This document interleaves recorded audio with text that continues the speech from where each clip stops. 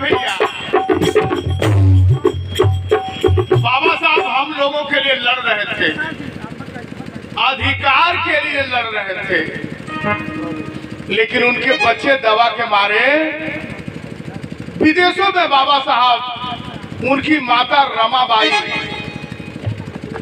विदेशों में पढ़ने के लिए कहा, बाबा साहब आप इतना पढ़िए, हम कितना हो दुख तकलीफ सहेंगे, बच्चों को हम पालेंगे, लेकिन आप पढ़िए और पढ़ करके इस भारतवर्ष में सताए गए पछाड़े गए लोगों को, उनके कल्याण को, कैसे उनका कल्याण होगा इसके लिए आप काम करेंगे।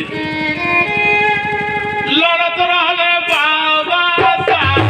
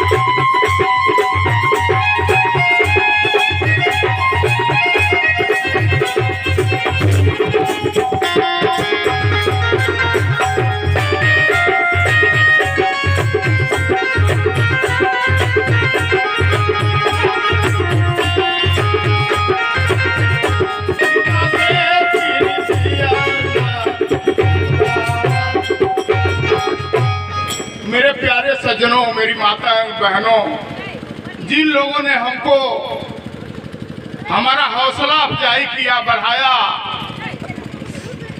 जो तमाम पैसों से हमें सम्मानित किया। सबके कमल चरणों में मेरा सत बार बार नमन और वंदन।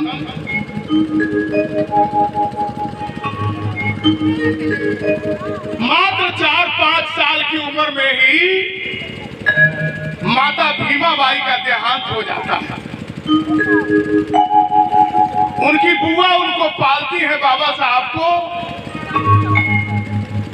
आज जब 14-15 बरस के होते हैं तो उनके पिताजी रामजी राव चले जाते हैं।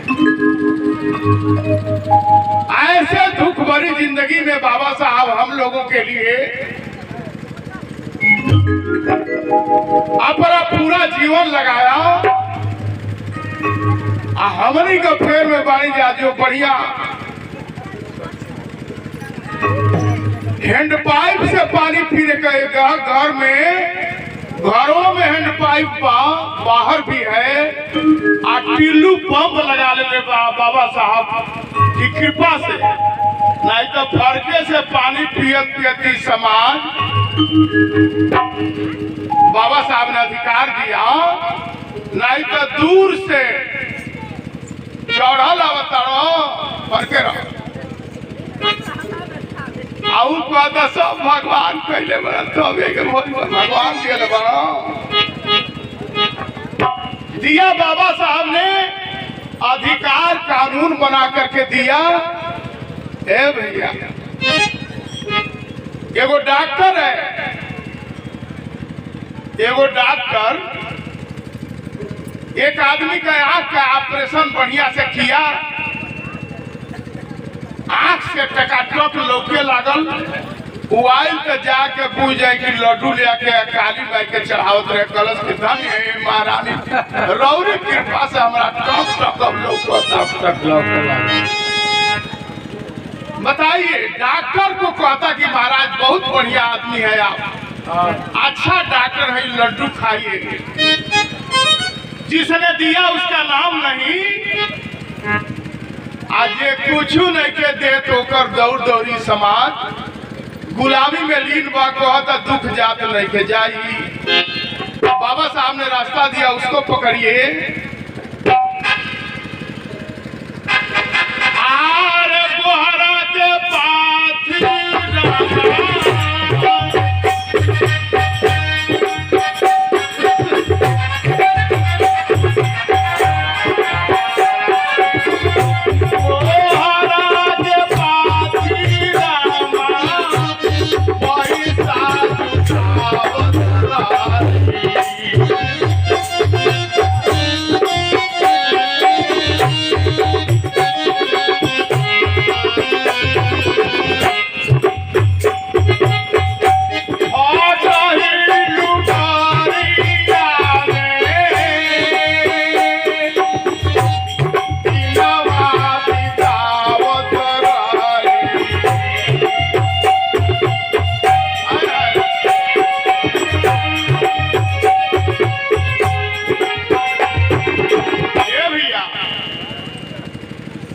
रमाबाई, हम लोगों की माता रमाबाई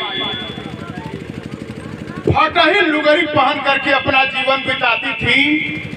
अब महाराष्ट्र के कोने कोने से गोबर बिटोर के ले आकर के गोहरा पात कर बाजार में बेचकर और अपना घर चलाती थी।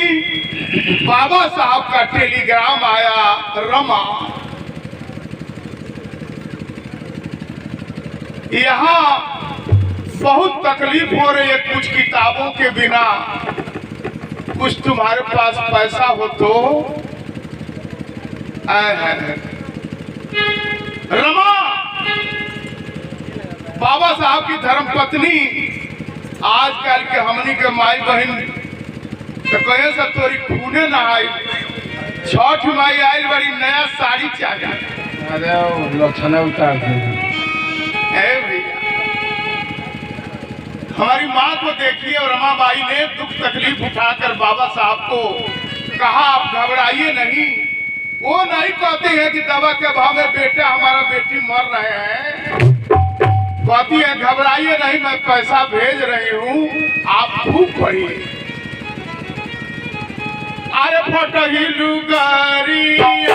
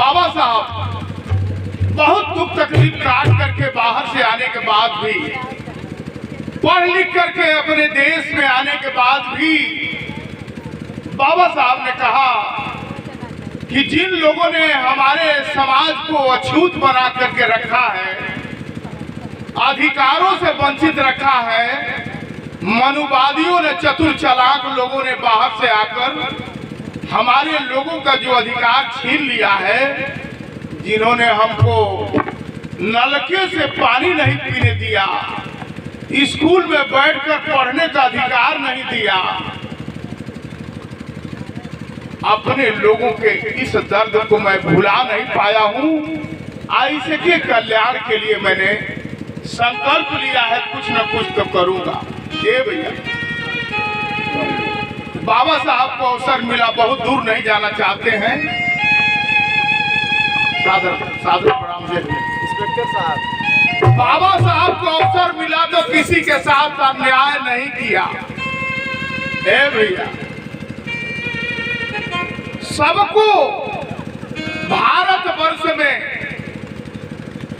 तमाम धर्म, जातियों और पंथों में बटे लोगों को समान अधिकार दिया। एक तो पढ़ने का अधिकार का रास्ता खोल दिया, अछूत लोग के पढ़े का अधिकार नहीं रहे, ना धन रखे के अधिकार रहे, ना शस्त्र लाइसेंस रखे के अधिकार रहे। हम तो बाबा साहब के धन मनाते हैं। बाबा जी लोग, गुरु जी लोग जनेऊ में लटकावेला, चिन्हावेला। बाबा साहब ने वो जनेऊ दे दिया। 6 राउंड के गोली चलावेला बंदूक देने का अधिकार बाबा साहब ने दिया। रिवाल्वर लटका के हम लोग चलते हैं। ये बाबा साहब नहीं रहते तो छुरी लेके क्यों चली है? अब बाबा साहब को भूल गए हैं।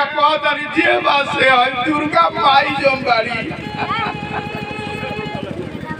बरम बाबा। अबे देख रहे हैं भारतीय जनता पार्टी घुमावती है गांव गांव, एगो इथी लेके है, कलसा लेके। हमारे भावनाओं के साथ कैसे खेल किया जा रहा है। हमनी के फंसावल गइल बा, आ फिर फंसावता न सकाए खातिर यही बहाने भगवान की भरोसे ही लोग वोट दे दे, आ वोट दे के दांत छियाते फिर मर जाए, सारा अधिकार खत्म। बाबा साहब ने जो आरक्षण दिया, आज आरक्षण के बदौलत डॉक्टर, मास्टर, इंजीनियर, कलेक्टर आज नौकरी वाला नहीं होता तो उसकी आज बिल्डिंग खड़ी दिखाई जो देती है। आज इसकी बिल्डिंग खड़ी हो गई है, वो और ही नहीं खेता कहत हम पोले बनी, पढ़ले बानी रे, पढ़ने का रास्ता ही नहीं मिलता, पढ़ने का अधिकार नहीं था। बढ़िया जूता कुर्ता पहने का अधिकार ना रहे, खटिया हमारा लाल हो जाओ उन्होंने कहे चट दे। हमारा समाज खड़ा होने वाला आज बढ़िया बढ़िया कुर्सी 5-5 गो पर सुता था, बैठा था। आज भी ऐसा ही समझ पाया। हम तो धन्य मनाते हैं बाबा साहब को जो अधिकार आपने दे दिया। ये नालायक लोग अब लायक हो गए हैं, और लायक हो गए हैं तो बिकने लगे हैं। राशन पर बिक रहा है, दारू पर हमारा समाज बिक रहा है।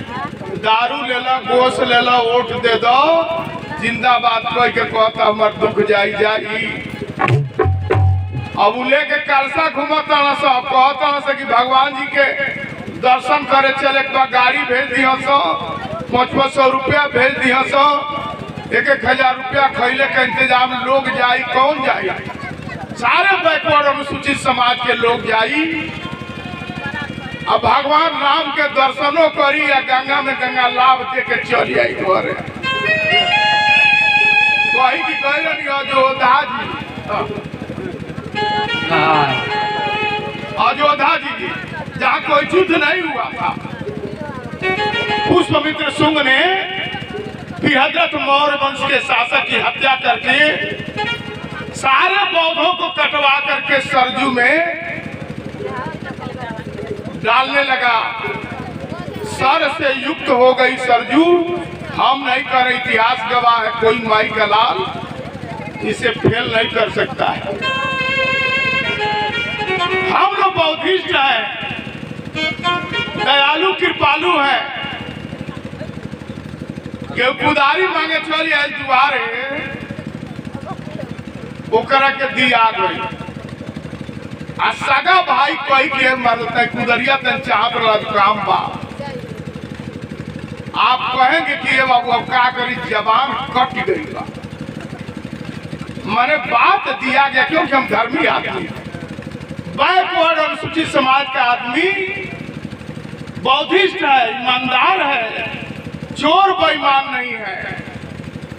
आज जितने चोर बेईमान बाड़ा सा हमनी का सब ले गई सा, फिर हमनी को कोई पर लागल बड़ा सा हम थोड़ा लिखना। आखिरी बंद सुनिए।